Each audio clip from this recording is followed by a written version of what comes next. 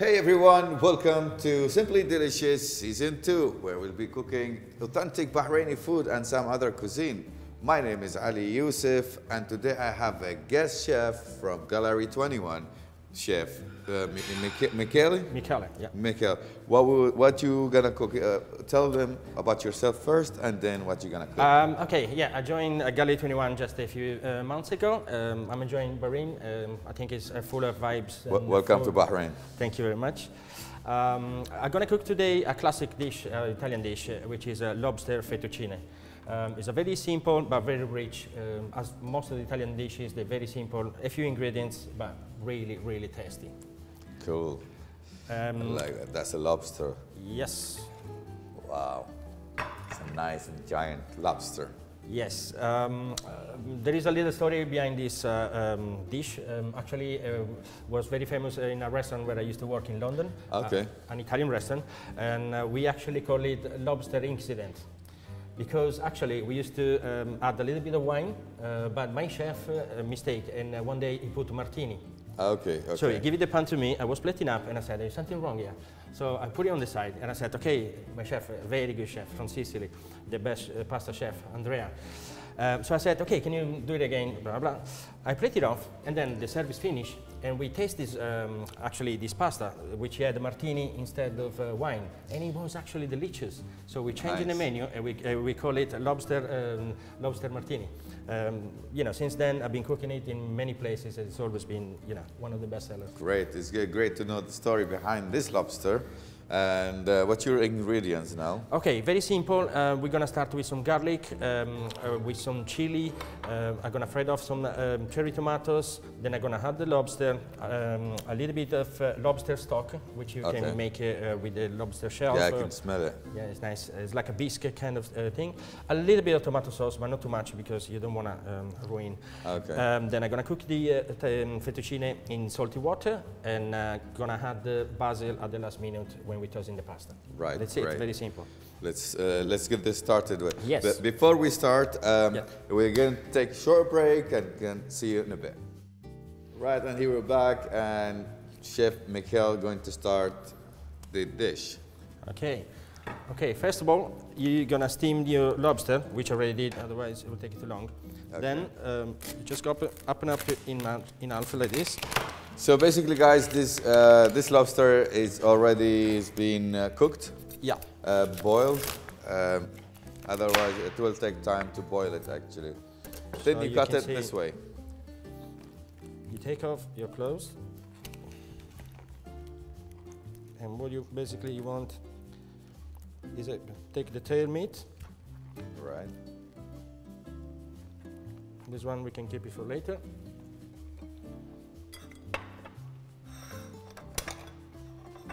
Feels like I just want to eat this and just leave.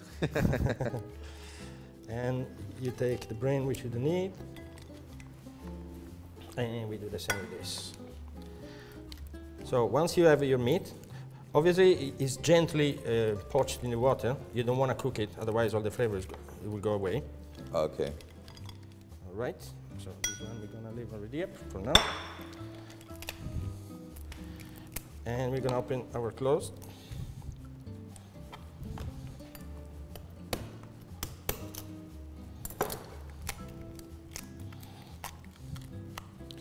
Guys, learn how to open a lobster.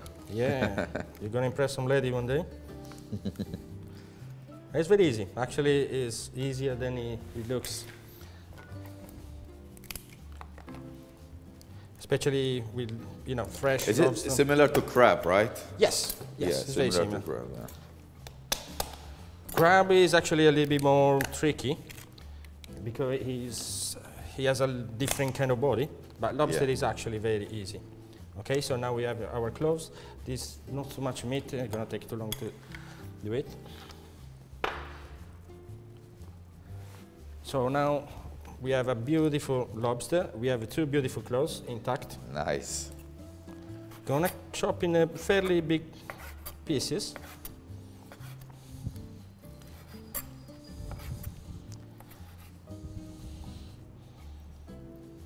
Okay. So now we have all the ingredients. I'm gonna need this. And previously, I make this beautiful stock. Basically, you can use the carcass of the lobster to make this this stock, which is going to give such a nice flavor. Okay, now we start the magic. So use a little bit of olive oil, extra virgin olive oil. With a gentle heat, you don't want to burn your ingredients. So the first to go is a little bit of garlic and chili.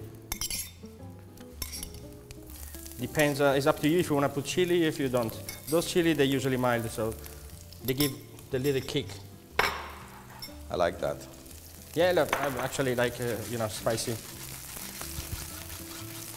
So you just fry it off until it's nice brownish.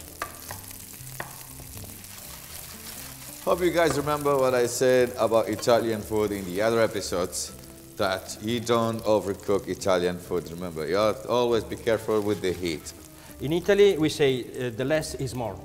If you have a beautiful lobster, you don't need to kill it. It's already dead. Yeah, you know, just leave it. You know, so you really need to be gentle.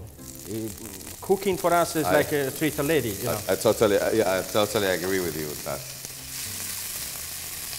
And also, if you guys have a pasta machine at home, you can make your own pasta at home. It's so simple.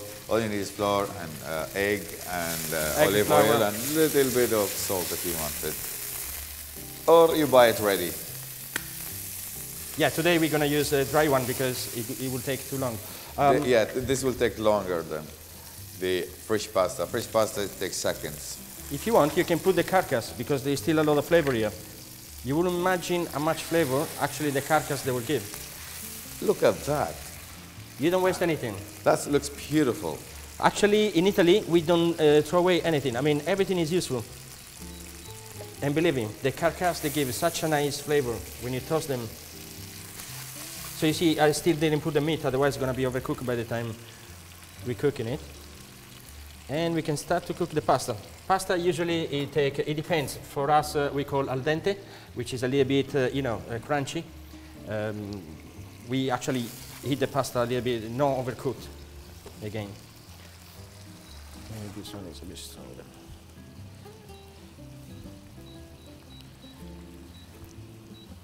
Never ever overcook pasta. No, it's like a, you know, they will kill you in Italy. Yeah, it's a crime in Italy. Yes, the mafia gonna come after you. Now I put kind of big portion.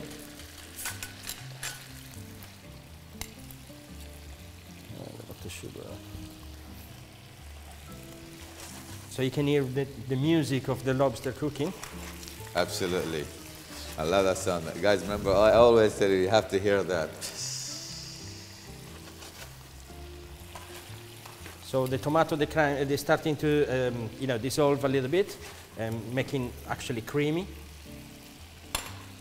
And that's when we put our lobster meat.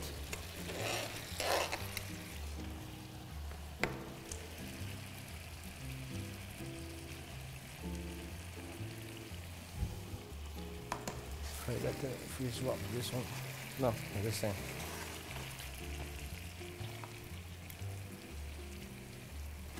So how long have you been cooking? Oh, apparently, as my mom says, since I was a really young boy, basically we had a garden with a lot of beautiful vegetables and things like that. So since I can remember, so for sure I was really little. Yeah. So I used to plant my potatoes, my tomatoes, and as soon as they actually harvested, I used to go in the kitchen with my mom and ask him, "Can I cook with you?" You know. See, that sounds me when I was young. I was insane. For me, it was a passion. You know. As soon as my mom was out, I used to call my friend, and we used to cook any sort of things, making a mess. And then my mom obviously wasn't very happy about it, but she understood that I had this passion for food. So when I was 15, I chose to do the chef school. I burned the house once. I've been near to do that. it was something. The oil was very hot, and I just threw the tomatoes, and the flame just ate everything. That's very dangerous. I was scared. I was like a little boy, and I just ran away. Yeah, that's. I think most of every boy, when they're little, they play with fire. I was like, help, help. Okay, now we're gonna add just a little bit of tomato sauce. You don't need much. It's just to make it a little more, you know, creamy. And if you have this beautiful stock, honestly, that's all you need. And you're just gonna leave simmering. In the meantime, I'm gonna cut some fresh basil. Some people use parsley. I think the lobster is quite sweet, and the basil it really complements the lobster.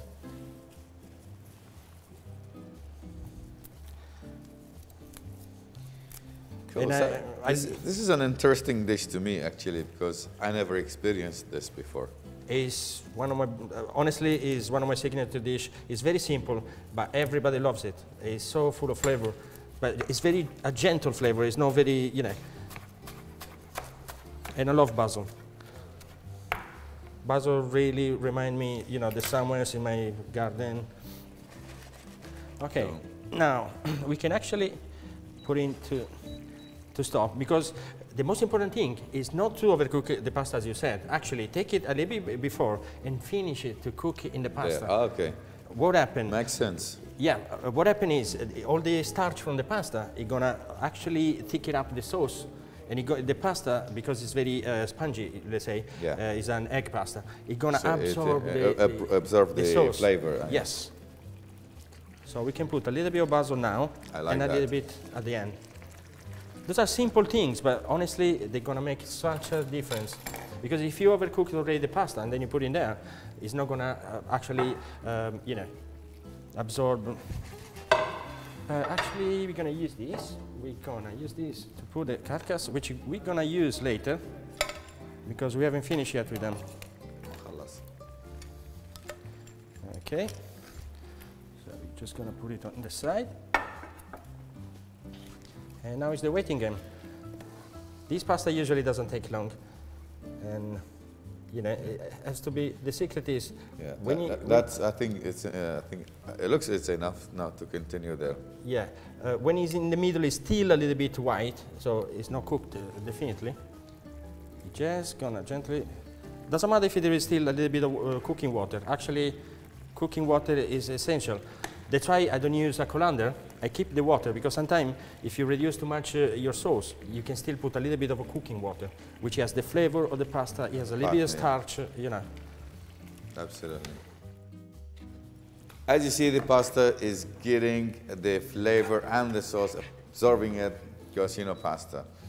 Because you don't want to full cook it into the water. Yeah, it's almost done. Then it's really up to you how much tomato sauce to add. If you want a more saucy, or you know, I think that's about enough. So basically, you guys got that. If you want it to be saucy, you add more sauce, and if you want it to be dry, just leave it that way. You can put more cherry tomatoes and don't put any tomato sauce at all. It really depends. Someone put cream. In Italy, we don't really use a lot of cream. I heard that actually. I was in this what they call it, chef master in Italia Cucina, and I remember chef what is his name? Cannavacciolo, the big guy. The judge, no, the other one. Okay, yeah, I don't follow much the Italian one. I remember his name. Anyway, he said that the cream has been banned now in Italy. Oh, thanks God, honestly. Yeah, okay, in Italy there is a little bit of controversy. In north of Italy they use a lot of butter and cream because the weather is colder and they have cows and things like that. In south of Italy we use olive oil. You know, honestly, I never saw cream or butter in my house. It was just about olive oil, you know. I mentioned that before the other episodes too. Don't use cream anymore. It's not just not healthy, it's just, you have no reason to use that. You can use your own ingredients, you can create your own cream with your ingredients without using cream. And never put cheese in a fish pasta. It's one of the worst things you can do. Pasta, I will put cheese, no. Fish pasta, you don't put cheese. No. Use basil, or you can use oregano also, right? Yeah, of course, yeah. Depends on what kind of pasta you're doing. Herbs, I love herbs, you know, they give such a gentle touch. Yeah. Actually, not too long ago in London, it's been one chef which basically was serving a fish dish, and the customer wants some cheese. He went out and said, no, I'm going to teach you to do it in Italian way. I'm not going to give you the cheese. This guy, this customer, obviously, he made a big complaint. Got mad, yeah. And what ended up? He had such a massive publicity, the restaurant was packed. He told him, look, if you want to eat my pasta, you eat my way. You see, when it comes to food to Italians, they'll be aggressive because Yes, right is right, wrong is wrong. They're passionate about, you know, because they're proud, you know, those things is something you actually learn from your mom, you're going to teach to your son, you know, it's our culture, basically. Absolutely. Okay, now the last thing you want to do is actually put a little bit of olive oil when you're tossing it, so you're going to make it actually even more silky and creamy. Okay. Another chef, I remember the chef I told you, the one which put the martini on the. We were very busy, and sometimes, you know, I was turning and say, "Okay, Andrea, give me the pasta." It's now time. No, chef. If it wasn't perfect, he would never give it to me. Honestly, he was a really good guy. Sometimes, nice. You know, it was a. Yeah. Okay, now what we're gonna do? We can just put it up here. We can use the shell as a garnish. All right. So this is, let's say, a sharing plate for 2 people. Even because the egg pasta is quite fulfilled. Right, we're doing the plating and see you guys in a bit. Right, we're done with your plate? Yeah, it's ready. It's ready. The lobster fettuccine is done. And thank you guys for watching. And would you like to say anything? Thank you very much for having me here. It's been a pleasure to cook, and I really appreciate it. You're most welcome. Make sure my kitchen is clean before you leave. Yeah, anyway, thank you guys for watching. I hope you guys enjoy it. And please, feel free to do it at home. You can find the lobster anywhere in the market. Need money, right? I'll see you guys.